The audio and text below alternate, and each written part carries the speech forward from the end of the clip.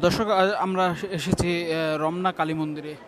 আজ কিন্তু সনাতন ধর্মাবলম্বীদের সবচেয়ে বড় উৎসব শারদীয় দুর্গাপূজার চতুর্থ দিন আজ। অষ্টমী পেরিয়ে আজ আসলে মহানবমী। এই মহানবমীতে কিন্তু দেবী দুর্গা তিনি কিন্তু তার বিদায়ের ঘণ্টা আসলে বেজে যায়। দশমীতে কৈলাসে ফিরে যাবেন দেবী দুর্গা। তো এই বিদায়ের আসলে শেষ ঘণ্টা আসলে যে দেবী দুর্গার প্রতি প্রার্থনা সেটি কিন্তু করছেন ভক্ত অনুরাগীরা। আপনারা দেখতে পাচ্ছেন আমরা এখন আছি রমনা কালী মন্দিরে। কালী মন্দিরে কিন্তু যারা দেবী দুর্গার ভক্তিতে এখানে আসছেন তাদের কিন্তু উপচে পড়া ভিড় আমরা দেখতে পাচ্ছি। আমরা এখন আছি একদম পূজা মণ্ডপের সামনে। আমরা আসলে দেখতে পাচ্ছি এই নবমীর আজ কিন্তু এই অর্থাৎ পূজার কিন্তু দুর্গা পূজার আজ কিন্তু অনানুষ্ঠানিকভাবে আজ কিন্তু শেষ দিন বলা যায়। কারণ তিনি আজই তিনি আসলে কৈলাসে অর্থাৎ তার স্বামীর বাড়ি ফিরে যাবেন। দর্শক, আমরা দেখতে পাচ্ছি এখানে কিন্তু অসংখ্য মানুষ আসলে অর্থাৎ দেবী দুর্গার যারা যারা যারা পুণ্যার্থী তারা কিন্তু এখানে এসে ভিড় জমাচ্ছেন এবং তারা এই দেবী দুর্গার কাছে বিভিন্ন তাদের যে মনের যে আশা তারা কিন্তু সেটি চাচ্ছেন। দর্শক, আপনাদের জ্ঞাতার্থে জানিয়ে রাখি, সনাতন ধর্ম রীতিতে আসলে নবমীর পুণ্য তিথিতে অশুভ শক্তির বিনাশ ঘটিয়ে বিশ্বে শুভ শক্তির প্রকাশ ঘটিয়েছিলেন দেবী দুর্গা। নবমী তিথি শুরু হয় সন্ধি পূজার মধ্য দিয়ে। অষ্টমীর শেষ 24 মিনিট ও নবমীর প্রথম 24 মিনিট সর্বমোট 48 মিনিট সন্ধি পূজা হয়। মূলত দেবী চামুণ্ডার পূজা করা হয় এই সময় দেবী দুর্গার হাতে আসলে বধ হয়েছিলেন মহীশূর, আর রাম বধ করেছিলেন রাবণকে। নবমীর রাত তাই মণ্ডপে মণ্ডপে বিদায় ঘণ্টা বাজে। এখন কিন্তু চলছে সেই বিদায়ের যে আনুষ্ঠানিকতা সেটি কিন্তু আপনারা দেখতে পাচ্ছেন। এখানে কিন্তু সবাই এসে এই দেবী দুর্গার প্রার্থনা করছেন এবং তারা কথা বলছেন। সরি ভাই। দর্শক, এখানে কিন্তু আপনারা দেখতে পাচ্ছেন যে দেবী দুর্গার কাছে তারা বিভিন্ন যে হাত জোড় করে তারা কিন্তু বিভিন্ন যে চাওয়া তারা সেটি করছেন।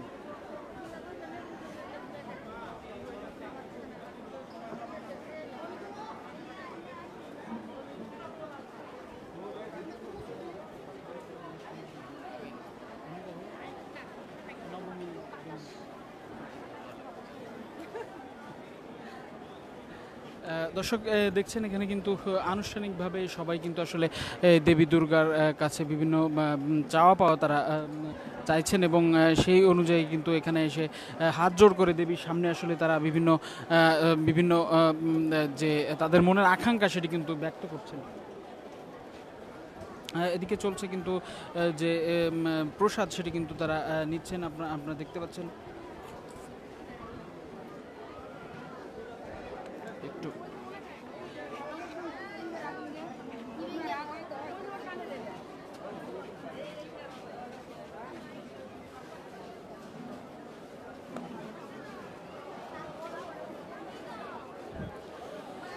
দর্শক, এছাড়া কিন্তু আমরা দেখছিলাম বাইরে থেকে যখন আসছিলাম তখন কিন্তু আসলে উপচে পড়া ভিড় ছিল এই এই মহানবমীর দিনে। আসলে এই যে রমনা কালী মন্দিরে সেখানে কিন্তু উপচে পড়া ভিড় আমরা লক্ষ্য করেছি। আপনারা দেখতে পাচ্ছেন ইতিমধ্যে কিন্তু লোকে আসলে লোকারণ্য হয়েছে। অর্থাৎ শেষ সময়ের যে উৎসবের আমেজ সেটি কিন্তু আমরা দেখতে পাচ্ছি, ইতিমধ্যেই কিন্তু আমরা দেখতে পাচ্ছি।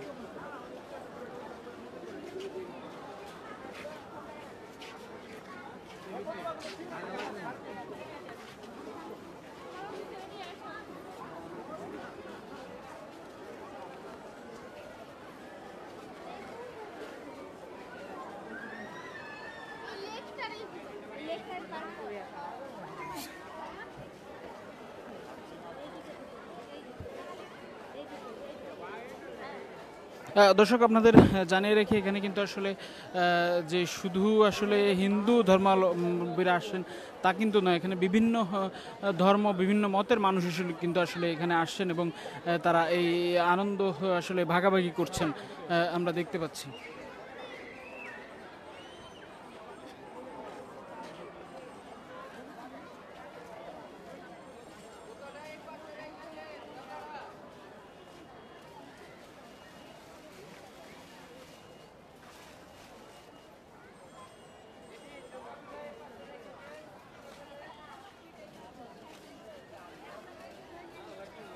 দর্শক, আজ কিন্তু আমরা অন্যান্য যে পূজা মণ্ডপ সেখানেও কিন্তু ঘুরেছি এবং আমরা দেখেছি আসলে এই পূজা মণ্ডপে কিন্তু বেশ উপচে পড়া ভিড় আমরা লক্ষ্য করেছি এবং তারা কিন্তু জানিয়েছেন যে এই আনন্দ উৎসবে তারা আসলে এই নিরাপত্তা এবং নির্বিঘ্নে এই আনন্দ উৎসব পালন করার জন্য তারা আসলে বেশ সন্তুষ্ট এবং সেটি কিন্তু তারা সেই আনন্দ উৎসব পালনের মাধ্যমে আসলে বুঝিয়ে দিচ্ছেন।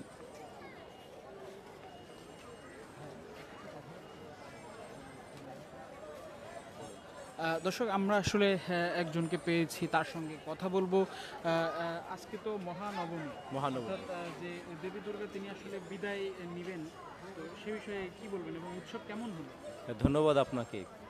আজকে আমাদের মহানবমী, শারদীয় দুর্গোৎসবের আজকে তৃতীয় দিন। আগামীকাল হচ্ছে দশমী, শুভ বিজয়া দশমী। আগামীকাল মা আমাদের ছেড়ে আবার চলে যাবেন ওনার কৈলাস পর্বতে। এবার আমরা দেখছি যে একটু আবহাওয়ার বিরূপ থাকলেও আমাদের যারা দর্শনার্থী আছে, পুণ্যার্থী ভক্তরা একটু কষ্ট হয়েছে। তারপরও কিন্তু দেখেন ভক্ত সমাগম কিন্তু যথেষ্ট হয়েছে এবং প্রচুর ভিড় দেখছি আমরা পুজো মণ্ডপগুলোতে। সবাই আসছেন প্রাণের তাগিদে, মায়ের কাছে আসছেন, মায়ের কাছে ও পুষ্পাঞ্জলি নিবেদন করছেন, মাকে সুন্দরভাবে দেখছেন। তারপরে আবার মণ্ডপে মণ্ডপে ঘুরছেন।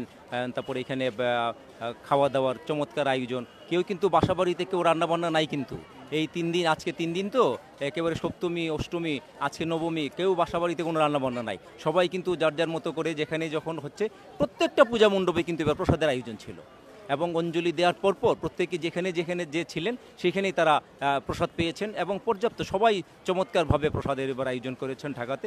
এটা খুব ভালো একটা দিক দেখছি যে পুজো মণ্ডপগুলোতে প্রসাদের আয়োজন থাকছে এবং অঞ্জলি দেওয়ার পরে সবারই কিন্তু একটা ইয়ে থাকে, অঞ্জলি দেওয়ার পরে একটু প্রসাদ পাবো এবং চমৎকার একটা প্রসাদের ব্যবস্থা হচ্ছে এবং সাথে জলও দিচ্ছে, যেটা খুব ভালো। প্রসাদ পাওয়ার পর জল পাচ্ছে, তারপরে আবার ঘুরতে বের হয়ে যাচ্ছে, পূজা মণ্ডপগুলো ঘুরছে, দেখছে। কিন্তু কষ্ট হচ্ছে, কালকে কিন্তু আবার এই সেই বিজয়া দশমী, মা আবার চলে যাবেন কৈলাসে। আবার 1 বছরের অপেক্ষা, আবার 1 বছর পরে মা আসবেন। তো মায়ের কাছে আমাদের প্রার্থনা থাকবে যে আমাদের এই দেশটা শান্তি আসুক, এই দেশটাতে যাতে আমরা সবাই সহাবস্থান করে একেবারে একটা সাম্প্রদায়িক মনোভাব ত্যাগ করে একটা অসাম্প্রদায়িক পরিবেশে আমরা আমাদের এই চিরচেনা বাংলাকে যেন আমরা আবার ফিরে পাই। চিরচেনা বাংলা যেন আবার প্রকৃতির সাজে সজ্জিত হয়ে সবার মাঝে আনন্দ বিলাক, এই প্রার্থনাটুকু আমরা মায়ের কাছে করি। মাগো, তুমি সবাইকে শান্তি দাও, সবাইকে সুখ দাও, সবাইকে সুস্থ রাখো, এই বাংলাদেশটাকে, আমাদের প্রিয় বাংলাদেশটাকে তুমি খুব সুন্দর রাখো। আর পৃথিবীর যত আমাদের মানব সমাজ আছে, তারপর বিভিন্ন দেশে আছে যে যুদ্ধাবস্থা বিরাজ করছে, এই যুদ্ধাবস্থা শেষ হয়ে যাক, সবার মাঝে শান্তি আসুক, সবাই যেন মিলেমিশে একাকার হয়ে পৃথিবীতে বসবাস করে, এই কামনা করি মায়ের কাছে। মাগো, তুমি আমাদের সেই শক্তি দাও, সাহস দাও, ধৈর্য দাও, আমাদেরকে কৃপা করো মা। দর্শক, যেমনটি দেখছিলেন আসলে তারা আসলে যে সমগ্র বিশ্বের আসলে যত যুদ্ধ বা যে অস্থিতিশীল পরিস্থিতি বিরাজ করছে সেইটি যেন পৃথিবী থেকে দূর হয়ে যায়, সেই বিষয়ে তারা আসলে এই দেবী দুর্গার কাছে আসলে তারা যে প্রার্থনা সেটি কিন্তু তারা করেছেন। দর্শক, এই ছিল রমনা কালী মন্দির থেকে যে পূজার পূজা যে নবমীর দিনে আজকে যে পূজার উৎসব, সেই উৎসবের সর্বশেষ পরিস্থিতি। পরবর্তী পরিস্থিতি জানতে চোখ রাখুন দেশ রূপান্তরে।